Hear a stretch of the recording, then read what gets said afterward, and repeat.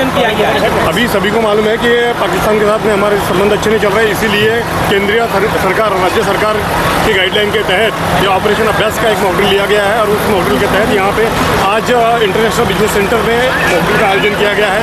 माननीय कमिश्नर श्री, माननीय कलेक्टर श्री के मार्गदर्शन में यह मॉड्यूल लिया जा रहा है। इसमें सूरत महानगर पालिका अग्निशमन विभाग और पुलिस की संपूर्ण टीम, SMC की टीम, ये सब इसमें कार्य कर रही है।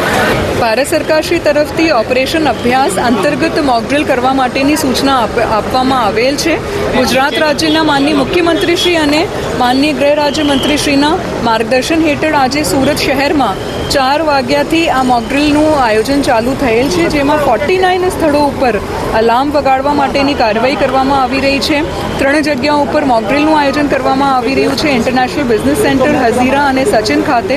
અને આ મોકડ્રીલમાં પોલીસનું વિભાગ, ફાયર વિભાગ, ambulance, hospitals, safe house, industries, corporation, police અને કલેક્ટર બધા વિભાગો મળીને મોકડ્રીલનું આયોજન કરી રહ્યા છે।